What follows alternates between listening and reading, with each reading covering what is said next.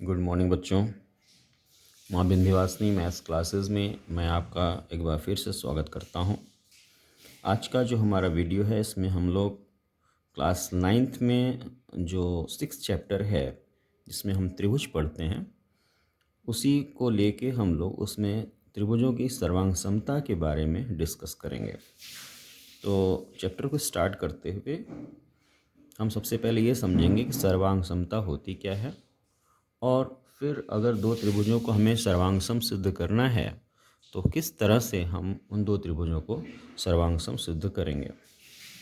तो सर्वांगसम होने का मतलब ये होता है बच्चों कि सर्व अंग सम, यानी अगर दो त्रिभुज में सभी अंग समान हैं तो हम बोलते हैं कि वो त्रिभुज सर्वांगसम है। सभी अंग समान होने का अर्थ क्या हुआ? सभी अंग समान होने का अर्थ ये हुआ किसी भी त्रिभुज में 6 अंग होते हैं, 3 भुजाएं होती हैं और 3 कोण होते हैं। तो अगर किसी त्रिभुज की तीनों भुजाएं दूसरे त्रिभुज की तीनों भुजाओं के बराबर हों, पहले त्रिभुज के तीनों कोण दूसरे त्रिभुज के तीनों कोणों के बराबर हों, तो हम बोलते हैं कि दोनों त्रिभुज सर्वांगसम हैं। तो यहाँ पे जैसे मैंने एक त्रिभुज ए बी सी बनाया हुआ है और ये त्रिभुज डी ई एफ बनाया हुआ है।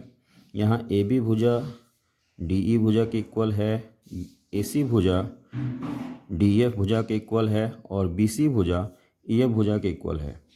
और साथ ही साथ कोण जो हैं, कोण ए जो है कोण डी के इक्वल है, कोण बी कोण ई के इक्वल है और कोण सी कोण एफ के इक्वल है। अगर ऐसा है तो हम बोलते हैं कि ये दो त्रिभुज जो है वो सर्वांगसम हैं, क्योंकि इनके सर्व अंग सम हैं, सभी कोण और सभी भुजाएं बराबर हैं। अब ऐसा नहीं है कि दो त्रिभुजों को सर्वांगसम आपको सिद्ध करना है तो आप उनके सभी अंगों को बराबर दिखाएं, सभी कोणों को बराबर दिखाएं, सभी भुजाओं को बराबर दिखाएं, ऐसा नहीं है। आप कुछ यहाँ हमारे पास कसौटियाँ हैं, अगर उन कसौटियों को आप दिखा देते हैं कि वो कसौटियाँ सत्यापित हो रही हैं तो हम सीधे बोल सकते हैं कि वो त्रिभुज सर्वांगसम है। अच्छा, उसके पहले कसौटियों पे जाने से पहले हम कुछ चीज़ें और डिस्कस करेंगे।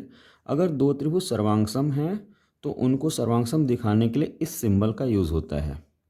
ये ऐसे इस सिंबल का यूज़ हम करते हैं दो त्रिभुजों को सर्वांगसम दिखाने के लिए। जैसे अगर ये त्रिभुज ए बी सी और त्रिभुज डी ई एफ अगर सर्वांगसम है तो हम लिखेंगे त्रिभुज ए बी सी सर्वांगसम त्रिभुज डी ई एफ।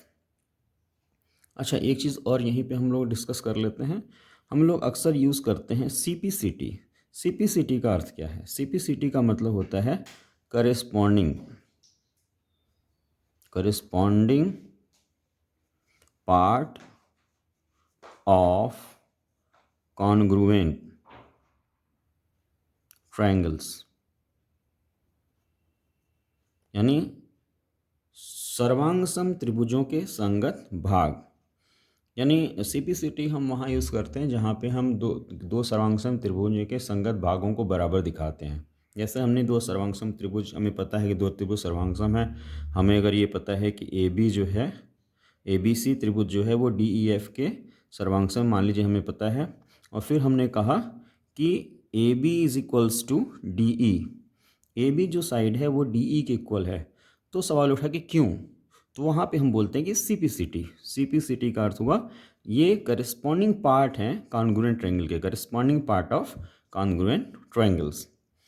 तो ये CPCT का अर्थ है। अच्छा, आगे हम बात करते हैं कसौटी की। जैसा कि कसौटी हमने बताया कि दो त्रिभुज को अगर आप सर्वांगसम सिद्ध करना चाहते हैं तो कोई ज़रूरी नहीं है कि आप उनकी तीनों भुजाओं तीनों कोणों को बराबर दिखाइए। कुछ कसौटियां हैं, कुछ रिजल्ट्स हैं, अगर आप उनको प्रूफ कर देंगे तो आप सिद्ध कर सकते हैं कि दो त्रिभुज सर्वांगसम हैं। तो वो कसौटियां क्या हैं, आइए देखते हैं हम लोग। एक एक्सियम हम लोग पढ़ेंगे। एक्सियम का अर्थ होता है कि ऐसे रिजल्ट्स जिसका कोई मैथमेटिकल प्रूफ नहीं है लेकिन वो प्रैक्टिकली वो प्रूफ हैं, उनका कोई मैथमेटिकल प्रूफ तो नहीं है लेकिन हम प्रैक्टिकली उसको दिखा सकते हैं और वो प्रैक्टिकली वो सत्य होते हैं। इनको हम बोलते हैं एक्सियम। बाकी जो थ्योरम्स हैं इन्हीं एक्सियम के बेसिस पे सिद्ध किए जाते हैं। तो एक्सियम हमारा कॉन्ग्रुएंसी में एक्सियम है SAS। SAS एक्सियम क्या कहता है कि अगर दो त्रिभुज सर्वांगसम होते हैं, अगर ये दो त्रिभुज सर्वांगसम हैं तो ये कब सर्वांगसम होंगे? यदि एक त्रिभुज की दो भुजाएं और उनका अंतर्गत कोण दूसरे त्रिभुज की दो भुजाओं और अंतर्गत कोण के बराबर हो। जैसे ये त्रिभुज है ए बी सी, दूसरा त्रिभुज है डी ई एफ। मान लिया कि इस त्रिभुज की ये भुजा इस त्रिभुज की इस भुजा के बराबर है, इस त्रिभुज की ए सी भुजा इस त्रिभुज की डी एफ भुजा के बराबर है, यानी ये भुजा इस भुजा के बराबर है। और इन दोनों भुजाओं के द्वारा जो कोण बना है, ये कोण बना, ये कोण, और इन दोनों भुजाओं के द्वारा जो कोण यहाँ बना, ये कोण मान लीजिए ये भी बराबर है, तो हम बोलेंगे side angle side, side angle side, और यहाँ भी वही चीज़ साइड एंगल साइड से ये त्रिभुज और ये त्रिभुज सर्वांगसम है। ये कहलाता है SAS एक्सियम। तो SAS एक्सियम का हमारे पास कोई प्रूफ नहीं है, ये जस्ट एक्सियम है, इसको हम लोग मान के चलेंगे कि ये सत्य है, और बाकी जो कसौटियाँ हैं उसको हम लोग इसी के बेसिस पे प्रूफ करेंगे। तो साइड एंगल साइड कहता है कि अगर दो त्रिभुज हैं उसमें दो भुजाएं बराबर हैं, दोनों त्रिभुज की दो भुजाएं बराबर हैं, और उन दोनों भुजाओं के बीच का कोण यानी एंगल भी आपस में बराबर है, तो दोनों त्रिभुज SAS एक्सियम से सर्वांगसम होंगे। अब इन्हीं एक्सियम को लेके कुछ रिजल्ट्स प्रूफ किए गए। इसी एक्सियम को लेके हमने कुछ रिजल्ट प्रूफ किए, हमने कुछ कसौटियाँ बनाई। वो कसौटियाँ क्या क्या हैं? वो कसौटियाँ हैं angle side angle, side side side, angle angle side और RHS। यहाँ पे ध्यान रखना है कि साइड साइड एंगल टाइप की कोई कसौटी नहीं है, या एंगल साइड साइड इस टाइप की कोई कसौटी नहीं होती, इसको आपको दिमाग में रखना है। तो कसौटियाँ क्या क्या हैं? Angle side angle, side side side side side, angle angle side और RHS। ये जो RHS कसौटी है ये समकोण त्रिभुजों में हम लोग यूज़ करते हैं RHS कसौटी को। तो सबसे पहले हम स्टार्ट करते हैं एंगल साइड एंगल कसौटी। तो मान लीजिए ये त्रिभुज ABC है और ये त्रिभुज DEF है। इन दोनों त्रिभुजों में दो कोण बराबर हैं, दो कोण बराबर, मान लिया ये कोण और ये कोण यहाँ पे, और ये कोण और ये कोण यहाँ बराबर है, ये कोण इस कोण के बराबर है, ये कोण इस कोण के बराबर है। और इन दोनों कोणों के जो अंतर्गत भुजा है यानी AB भुजा और यहाँ पे DE भुजा मान लीजिए ये भी आपस में बराबर है, तो हम कहेंगे कि ये त्रिभुज सर्वांगसम होंगे। त्रिभुज ABC और त्रिभुज DEF सर्वांगसम होंगे एंगल साइड एंगल कसौटी के द्वारा। बिल्कुल इसी तरह हमारे पास दूसरी कसौटी है SSS कसौटी। SSS कसौटी कहती है कि पहले त्रिभुज की तीनों भुजाएं अगर दूसरे त्रिभुज की तीनों भुजाएं के इक्वल अगर आपने दिखा दी तो ये दोनों त्रिभुज सर्वांगसम होंगे SSS कसौटी के द्वारा। यानी मान लिया AB DE के बराबर है और AC जो है वो DF के बराबर है, BC जो है EF के बराबर है, तो बोलेंगे ट्रायंगल ABC सर्वांगसम है ट्रायंगल DEF के किस कसौटी से? SSS कसौटी से। अच्छा, तीसरी कसौटी है आपकी एंगल एंगल साइड कसौटी। तो एंगल एंगल साइड कसौटी कहती है कि किसी भी दो त्रिभुजों में एक एंगल मतलब दो लगातार एंगल, जो दो एडजेसेंट एंगल हैं, अगल बगल के एंगल हैं, वो बराबर हो और उसके ठीक बाद वाला साइड भी बराबर हो, तो एंगल एंगल साइड कसौटी से दोनों त्रिभुज सर्वांगसम होंगे। जैसे यहाँ पे हमने दिखाया हुआ है, ये त्रिभुज ABC है, ये त्रिभुज DEF है, इसमें ये एंगल इस एंगल के इक्वल हुआ, ये एंगल इस एंगल के एडजेसेंट एंगल बगल वाला एंगल ये वाला, इस एंगल के बगल वाले एंगल इसके बराबर हुआ, ये दो एंगल बराबर हो गए, और इसके ठीक बाद वाला साइड ये और इस एंगल के ठीक बाद वाला साइड ये बराबर है, तो angle angle side, angle angle side. So angle angle side कसौटी से ये त्रिभुज और ये त्रिभुज सर्वांगसम होंगे। लास्ट में हमारा आता है RHS कसौटी। RHS कसौटी हम राइट एंगल ट्रायंगल में देखते हैं।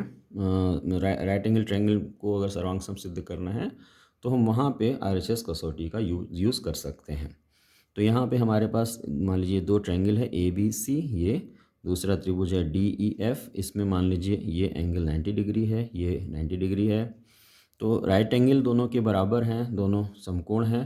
साथ ही साथ इस राइट एंगल के सामने की साइड जो हाइपोटेन्यूस है वो बराबर है, यहाँ पे AC इक्वल है DF के यानी हाइपोटेन्यूज बराबर है। और बाकी जो दो भुजाएं बची दोनों त्रिभुजों की, इस त्रिभुज की भुजा बची AB और BC और इस त्रिभुज की भुजा DE और EF बची, क्योंकि हाइपोटेन्यूज तो पहले से ही बराबर है।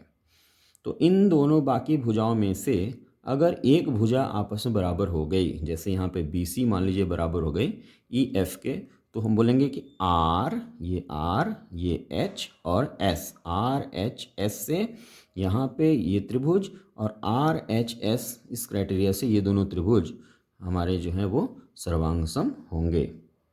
तो ये जो कसौटी RHS है ये हम समकोण त्रिभुजों में यूज़ करते हैं। तो ऐसा नहीं कि सिर्फ समकोण त्रिभुजों में हम RHS ही केवल यूज़ करेंगे, हम बाकी कसौटियाँ भी समकोण त्रिभुजों में यूज़ कर सकते हैं। लेकिन अन्य त्रिभुजों में RHS कसौटी यूज़ नहीं होगी। RHS कसौटी अगर यूज़ होगी तो सिर्फ और सिर्फ समकोण त्रिभुज में प्रयोग में आएगी। तो ये कुछ कसौटियाँ थीं, कुछ एक्सियम्स थे। अब इन्हीं कसौटियों को हम लोग प्रूफ करेंगे। एक्सियम का तो प्रूफ होगा नहीं, लेकिन ये जो एंगल साइड एंगल है, साइड है, एंगल साइड है, RHS है, इनको हम लोग एक एक करके प्रूफ करेंगे और ये काम हम लोग नेक्स्ट वीडियो में करेंगे। अगर आपको